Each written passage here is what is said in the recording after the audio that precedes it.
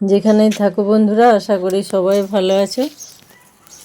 দেখো একদম ছোট ছোট ডাল, কিন্তু গাছ ভর্তি ডাঁটা ধরে আছে। এবার তো শীতে তেমন ঝড় মেঘ বৃষ্টি হয়নি, তাই ফুলগুলো বেশ ভালো ছিল, ঝরে যায়নি বলে প্রচুর ডাঁটা ধরেছে এবারে।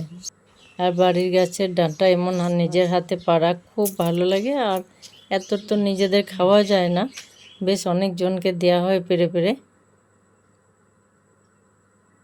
প্রচুর ধরেছে এটুকু গাছে। কয়েকটা দিন আগে এরকম সরু সরু মতো ছিল, দেখে কেমন লাগছিল, আবার বেশ খাওয়ার মতো এখন।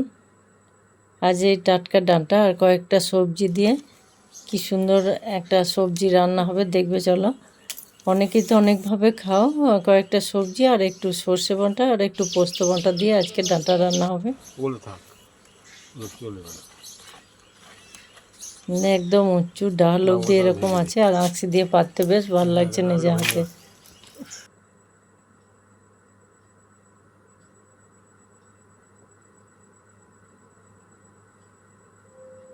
ডালগুলো এতই নরম, একটু চাপ পেলে একদম সব মটমট করে ভেঙে যায় ডালগুলো।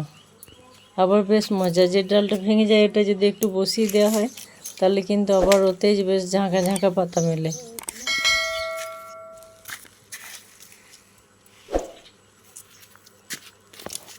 ডালে দিয়ে ঝোলে দিয়ে তারপরে এগুলোকে ভালো করে ধুয়ে পরিষ্কার করে, যদি একটু সেদ্ধ কিংবা পোড়া যে কোনো করা যায়, ওইটা দিয়ে ওই ভেতরে শাঁসটা দিয়ে খুব সুন্দর ভর্তা হয়।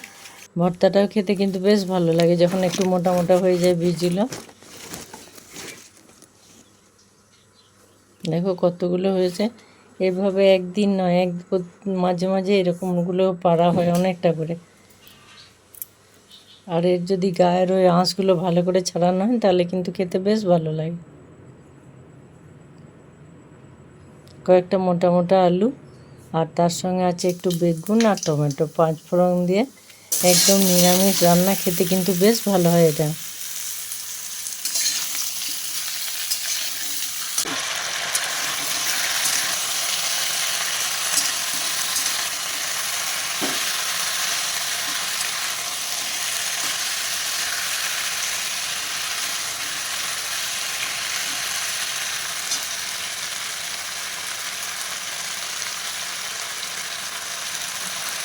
নিরামিষ রান্না একটু বেশ ধৈর্য ধরে হালকা আঁচে অল্পক্ষণ ধরে ধৈর্য ধরে কষিয়ে নিলে স্বাদটা কিন্তু বেশ ভালো লাগে। আর এতে পরিমাণ মতো নুন আর হলুদ, আর দিয়ে আছে একটু মিষ্টি।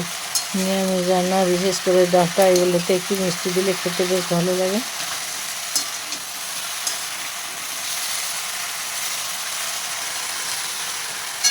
এটা কিন্তু ডাঁটাগুলো আমি দেখো পোস্তটা বেটেছি, একটু পোস্ত আর আছে একটু সাদা সর্ষে, একদম সিলে বাটা মশলা। কাঁচা কুমড়ো দিয়ে সজনে ডাঁটা বড়ি ফোড়ন দিয়ে রান্নাটাও কিন্তু খুব ভালো লাগে খেতে। আবার ডাঁটা পোস্ত, ডাঁটা আলু দিয়ে পোস্তটাও খুব ভালো লাগে খেতে।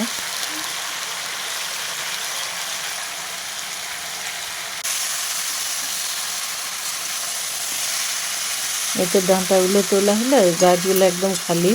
এরপরে সব পাতাগুলো ঝরার পরে গাছ ভর্তি এত সুন্দর কচি কচি পাতা বেরোয় না, দেখতে যত সুন্দর লাগে, আর ওই নরম শাকটা খেতেও কিন্তু খুব ভালো লাগে।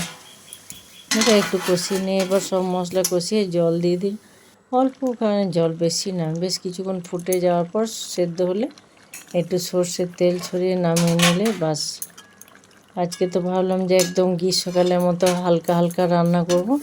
এই ডাঁটা সবজি, একটু ভাজা, চাটনি, আর এই যে গ্রীষ্মকালে বেশ পছন্দের পাট শাকটা খেতে খুব ভালো লাগে যারা নিরামিষ খাও তাদেরও, আর নলে এমনিতে। তারপর দেখছি বেশ অনেকটা বেলা, তো দেখো আজ আবার কতগুলো মাছ ধরেছে। দেখতে যেমন ভয় লাগছে এগুলো, একদম যে বড় অনেকগুলো বড় বড় মাছ। তারপর ওই ঝুড়িতে এক ঝুড়ি একদম সেই ছোট ছোট মাছগুলো।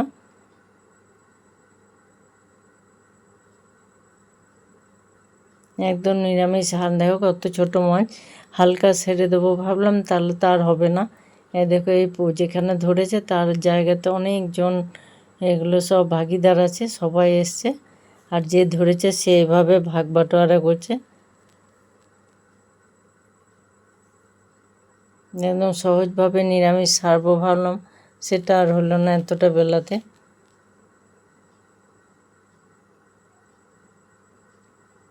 চলে যাও না। এরপরে রান্না করে আর তো দেখাতে পারবো না যে কি রান্না করা হবে, কিছু রান্না করা হবে।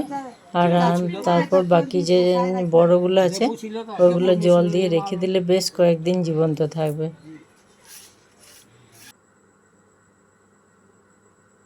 কেমন লাগলো জানিও বন্ধুরা। আজ এই অবধি, আসি, আবার দেখা হবে। আর দেখো এরা কেমন লম্ফঝম্প করছে, এরা কিন্তু জলে রাখলে বেশ কয়েকদিন থেকে যাবে।